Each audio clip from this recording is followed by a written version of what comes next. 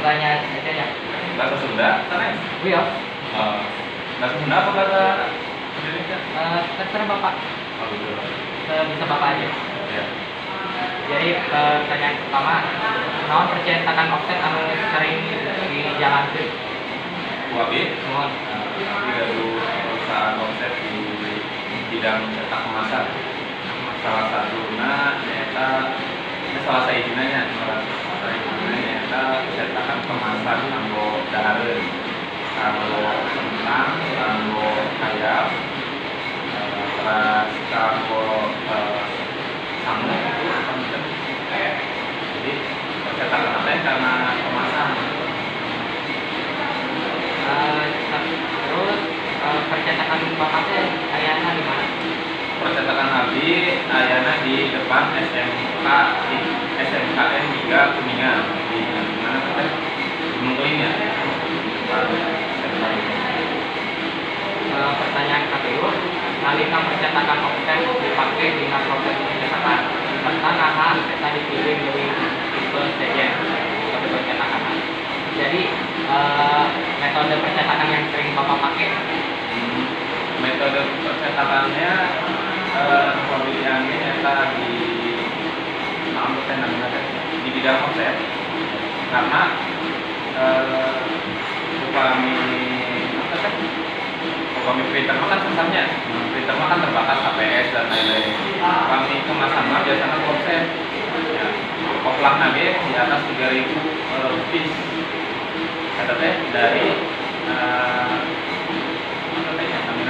misalkan 3.000 piece teh satu box nasi, berarti kan box ayamnya 3.000 lagi, terus box kentangnya 3.000. Jadi kalau di total jadi ribuan, jadi puluhan ribu malah. Dan kan percetakan apa di bidang kemasan ya salah satu nama karena nu paling gak bakalan hilang nyata kemasan. Gak mungkin lah upami barang dengan kemasan gitu kan. Karena semua makanan dengan kemasan, skincare nanti kemasan, terus handphone nanti kemasan. Terus pertanyaan keempat, saha pemain kunci atau peran kunci di percetakan offset? Pemeran utamanya di kami kan nanti jalur pengalaman kakumpul sekolah di dia SMK 1 jurusan grafika, kelas kuliah OGD 3 di jurusan grafika, BO Partna OG di grafika, kelas damel G di majalah di grafika OG.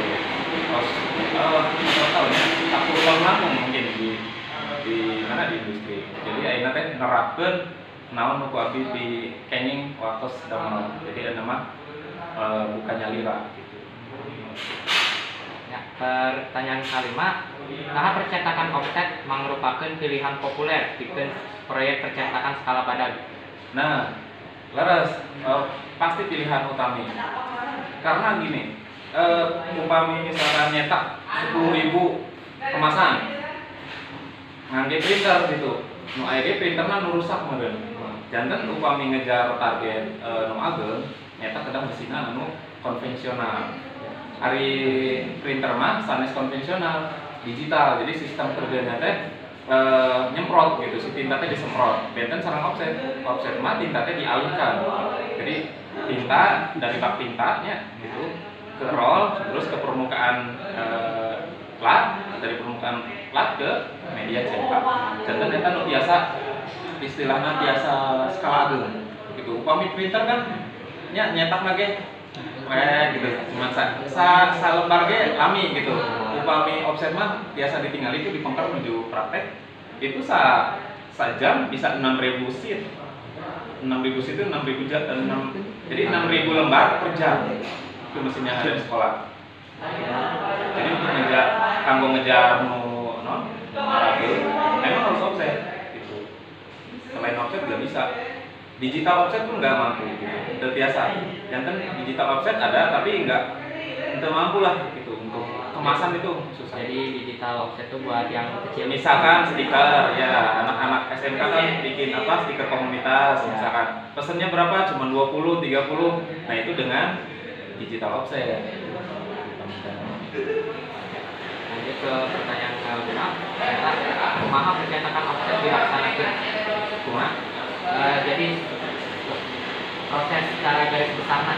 Oh, secara garis besar proses cetak offset terutama di kemasan ya. Berarti nanti aku teh desain ya. Desain kita diolah. Oke, terus diolah teh apakah ada kesalahan atau nanti upami tos di ACC ke dalam bentuk final artwork. Oke enggak kalau sahur nanti teh kalau customer tos oke Pak, siap cetak. Oke, itu ada approvalnya. Oke, cetak, kita cetak, berarti kita terima itu dari proses prepress persiapan, terus dibuat platnya, di prepressnya, dibuat acuan lah, terus masuk ke press, berarti dicetak. Setelah dicetak, berarti masuk ke post press atau nanti penyelesaian, misalkan kemasan. Tahapan awalnya dari desainnya dibuat acuan cetak berbentuk plat, terus dicetak, dipasang ke mesin offset, terus dicetak, selesai kemasan dia pada digunakan dibentuk, misalkan mau dibentuk berarti dipotongnya atau dibentuk nanti ku mesin pon, nah terus dibentuk, terus di packing gitunya. Terus pertanyaan ketujuh, non manfaat dengan nyetak offset yang maka dibandingkan dengan metode nyetak regen. Manfaatnya yang eta upami offset biaya produksi lebih murah. Upami ordernya di atas 2000 lembar atau 2000 piece lah. Upami di bawah 2000 piece misalkan 1 rim 500, ternyata lebih rada mahal gitu. Maksudnya teh lebih apa ya? Kan ada biaya tetap sama biaya ada peraturan semacam sih lamun nyetak sakieu hargana tetap sakieu erek banyak ya.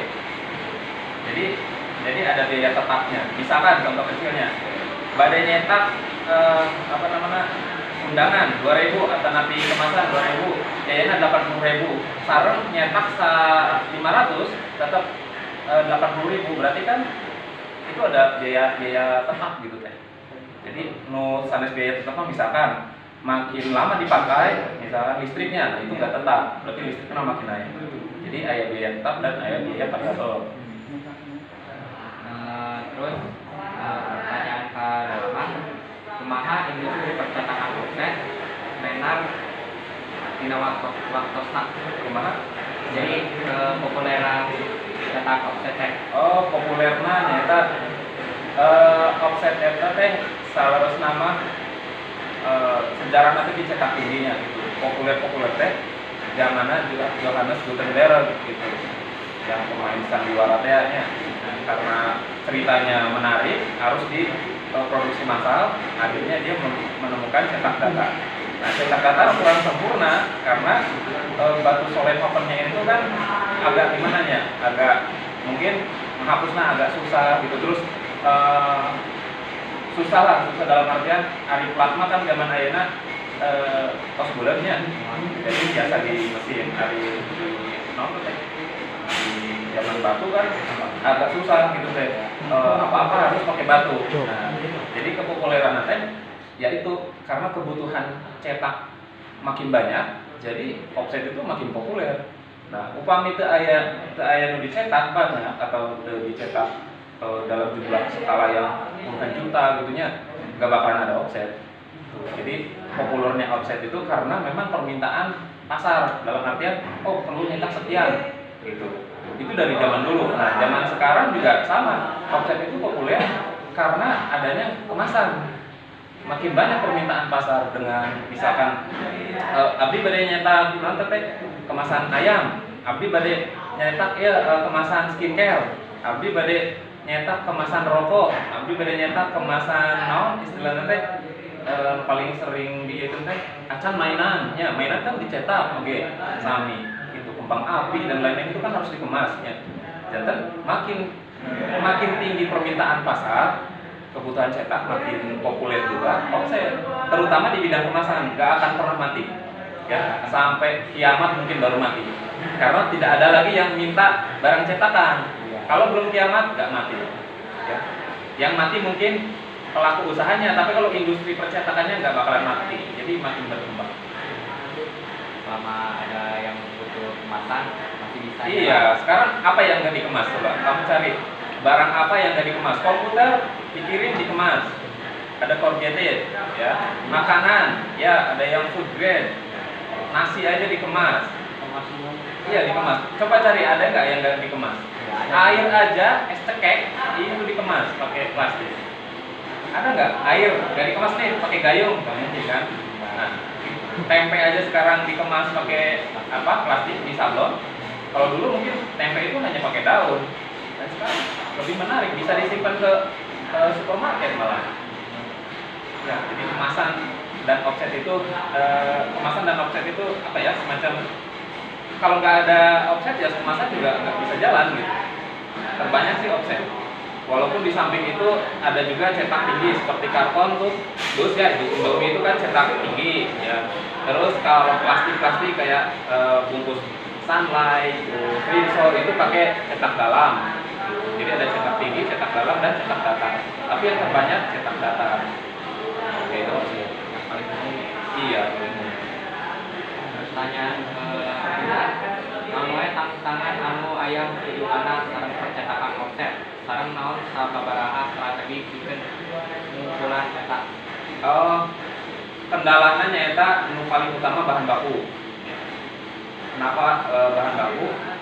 Nyata bahan baku teh kan dikuasai ku satu pabrik Siwi Kimianya, terus Indah Kiat, terus non teh Indah Kiat, Siwi Kimia, ya banyak lah nya. Nah eta teh kertas eta pausna teh bubur kertas teh di impor di luar. Nah ini biaya impor kan mahal, berarti kertas teh mungkin turun harganya. Jadi kertas tiap menit, mungkin tiap jam itu pasti naik.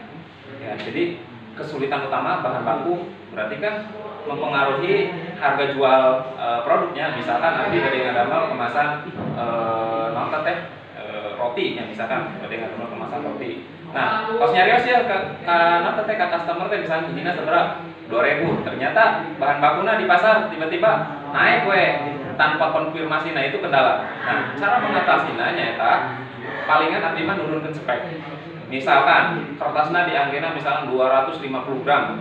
Nah, ku abdi diturunkeun jadi 230. Yang penting untuk rusak gitu. Misalnya diisi roti langsung ambrol, nah, gitu. Tanpa tanpa dikasih tahu ke orang lagi misalkan, atau dikonfirmasi ke orang lagi upami ngangge kertas ieu abdi terbiasa ngadamelan dan teu daya untungan mangga can sanes biasa gitu dikonfirmasikeun kumaha upami ngangge kertas ieu. Oh wios we ngangge kertas eta we wios teh hargina nampi jadi 2.500 wios. Nah jadi cara mengatasinya itu dikonfirmasikan ulang. Tapi biasa nama orang teh rata-rata payungna turun spek karena di daerah Kuningan mah payung teh cepat, murah, bagus. Nah itu tiga. Kuningan teh cepat, pengen cepat, murah dan bagus. Jadi walaupun nya kumaha percetakannya gitu. Aya nu embung ngadamlan mangga kalau sanes aya nu oge nu upami rutin mah mangga gitu. Kayak abdi kitu nya upami rutin mangga, upami teu rutin mah bade nyetak sekali doang mangga kan sanes bae. Jadi upami rutin mah tiasa subsidi silang. Misalkan